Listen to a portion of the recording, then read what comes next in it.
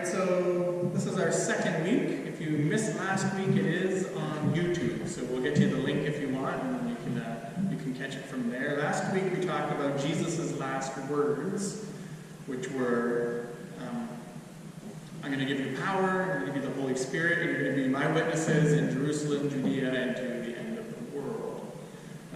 Today we're going to look at Matthew chapter 10, and we're going to get some outreach tips from Jesus himself.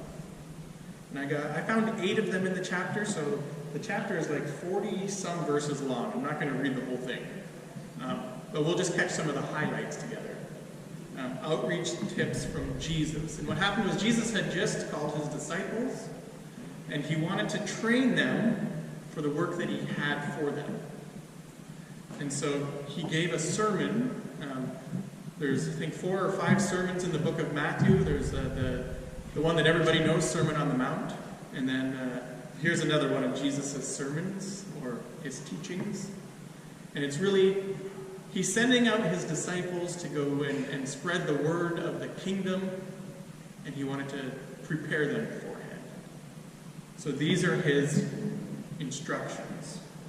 Matthew chapter 10. And the first instruction comes from verse 6. He said, the 12 Jesus sent out, instructing them, go nowhere among the Gentiles and enter no town of the Samaritans, but go rather to the lost sheep of the house of Israel. And the first thing Jesus is telling them to do is stay close to home. Start close to home. And so for them that would be, well, their neighborhoods, their nation, Israel. That's where they were to start. For us, it's a little bit different because we got all kinds of tools that they didn't have in Jesus' day. We have Facebook, Twitter, YouTube, social media, the internet. So when we stay close to home, we can reach a lot more people than Jesus' disciples could. And so I think what Jesus wants us to call our attention to is, who are the people in your life who are close to you but don't know Jesus yet? And how can you use the tools available around you to bring them the word and to bring them encouragement from God and to speak truth into their life? So the first thing is, stay close to home. Find your friends that don't know Jesus and bring the word to them. Then Jesus tells them you're to do 2 things. Verse 7, proclaim as you go, saying, the kingdom of heaven is at hand. Heal the sick, raise the dead, cleanse lepers, cast out demons. You received without paying, give without paying. So do 2 things, Jesus says. First of all, proclaim the kingdom. We saw last week that we have the best message in the world to give people. That we have a king named Jesus who gave up his power, came down to earth to serve us, to heal us, to take our sins on the cross, and then rising again the 3rd day in power to prove that he is the Son of God. And that's the message that we bring, that King Jesus is here and his kingdom is real. And it's a kingdom of hope and of power and of love. And so we're to proclaim the kingdom to people. And then he says, freely meet the needs of those around you. Freely meet their needs. So go into your culture, go into your surroundings and look for the need. And meet it. Without offering, a price on that. Because freely we've been given, we're to freely give. And I think when we look around the city, we kind of know what is needed, don't we? The hurt and the despair. Downtown here, the homelessness. And I think as a church, we have been freely giving for how many years now? 25? 23 years? Well, and yet, I'm sure individually, Yeah. And yet we can continue to give, can't we? There's still needs that we can meet. With the building here, with our individual lives as we go into our own neighborhoods if we don't live into the city and we see what's going on in our neighborhoods. Freely God gave his grace to you. And we're to freely give of Jesus in love to those around us. Then Jesus says, be wise and be innocent. So as we go about bringing his word and bringing love to people, we're supposed to do it with wisdom and with an innocence. This is what Jesus says. Verse 16. Behold, I'm sending you out as sheep in the midst of wolves. Be wise as serpents and innocent as doves. Be wise as serpents and innocent as doves. And, well, we all know the sneakiness of the serpent. We've all read Genesis chapter 3.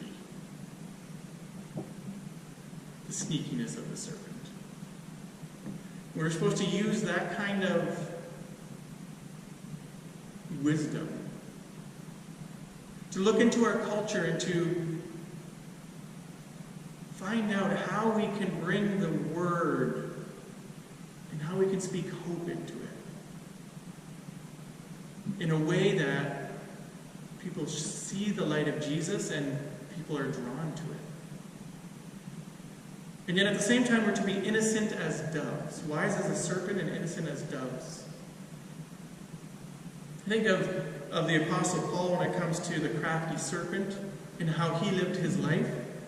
This is what he writes about himself. I became all things to all people, so that by all means necessary, I might save some.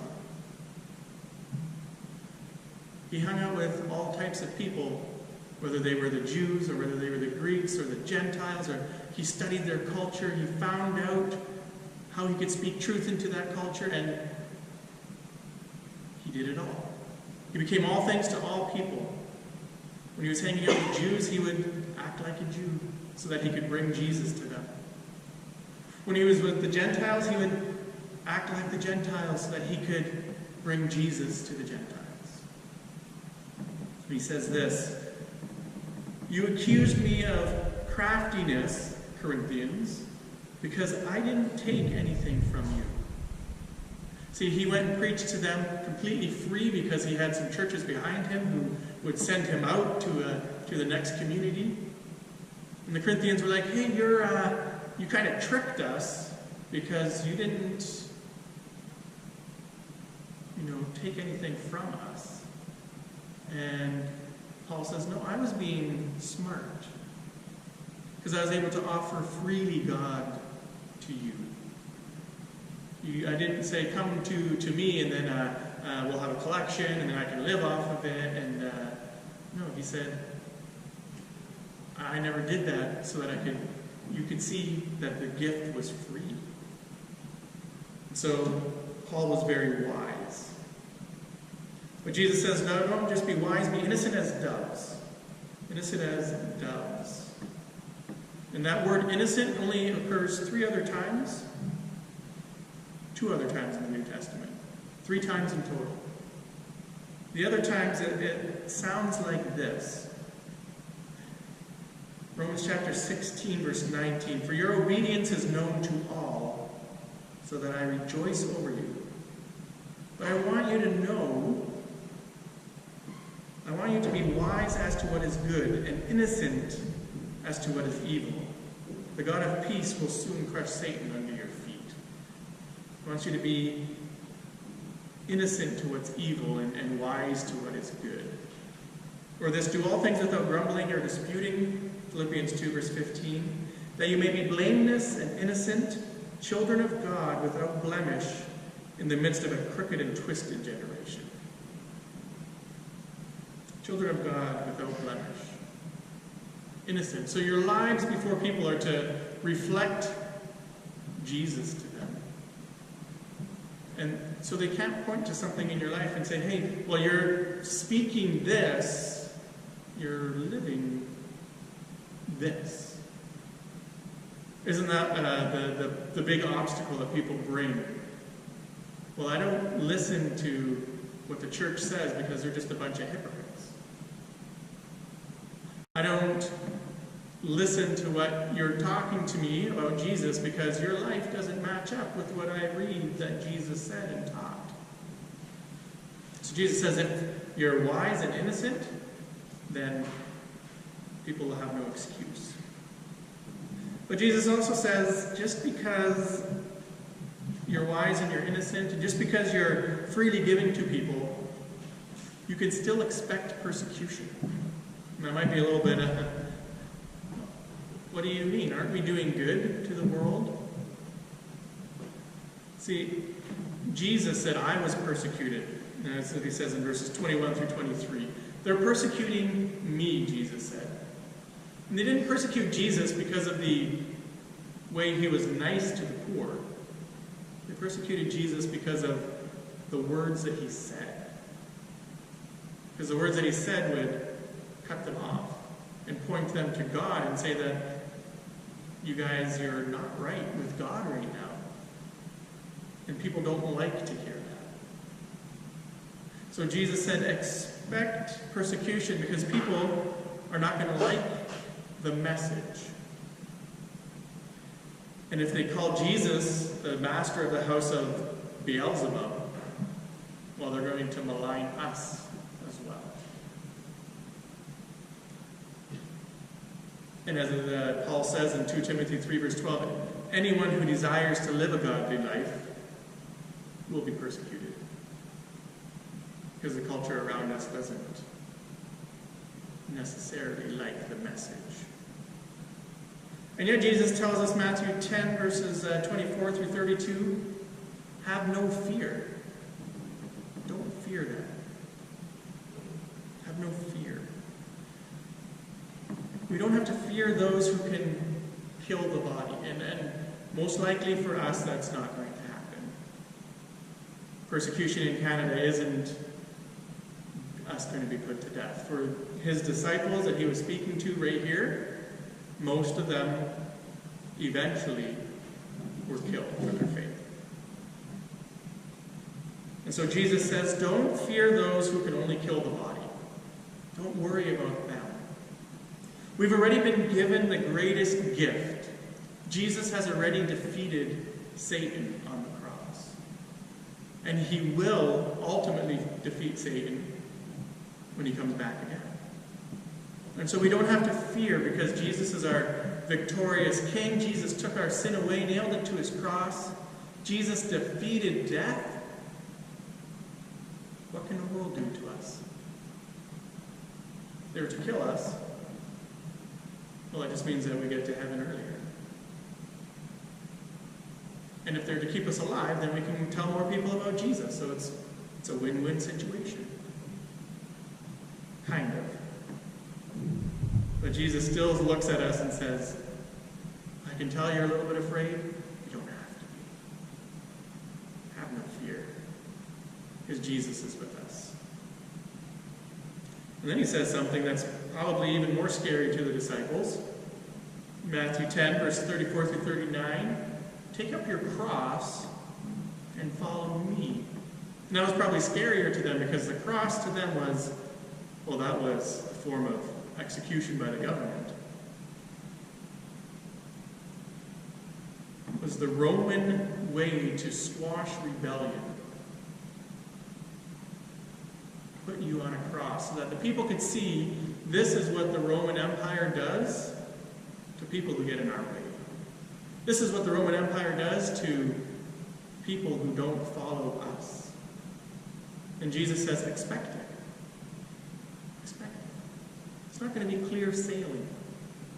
It's not going to be the easy road. But Jesus ends by telling us, you will be rewarded for your efforts. It's a hard and a tough calling, the Christian life, it is. The world's not going to love us, they're going to think we're a little bit weird, a little bit crazy for following the teachings of some guy from 2,000 years ago who was executed by the Roman government. And yet Jesus says in Matthew chapter 10, verses 40 to 42, he says this. Or verse 40 we'll start at. Whoever receives you receives me, and whoever receives me receives him who sent me. The one who receives a prophet, because he is a prophet, will receive a prophet's reward. And the one who receives a righteous person, because he's a righteous person, will receive the righteous person's reward. And whoever gives one of these little ones even a cup of cold water, because he is my disciple, truly I say to you, he will by no means lose his reward. And so Jesus starts with, if you receive a prophet, you'll get a reward. He goes down a step. If you receive a righteous person, there's a reward for you. And then down to the littlest, lowliest disciple, the one who's just floundering in their faith, just figuring out Jesus, and you offer that little disciple a cold glass of water, you will also receive a reward. So Jesus is saying, like, you got to proclaim the kingdom, you got to freely give, and when you freely give, there's reward for you. And I was kind of wondering, what is that reward? What kind of reward is Jesus talking about here? And I don't know if this is the reward, but this is what I gleaned, and if anyone has a better answer, please share it with us. But there are a few texts throughout the New Testament that hint at rewards. 1 Thessalonians 2:19. What is our hope and joy or crown of boasting before our Lord Jesus at his coming? Is it not you? You are our glory and our joy. Paul talking about the believers in Thessalonica. Or he says this to Timothy, 2 Timothy 4 verse 8. For there is a crown of righteousness laid for me, which the Lord, the righteous judge, will award to me on that day, and to all who love his appearing. Crown of righteousness that I have as a reward.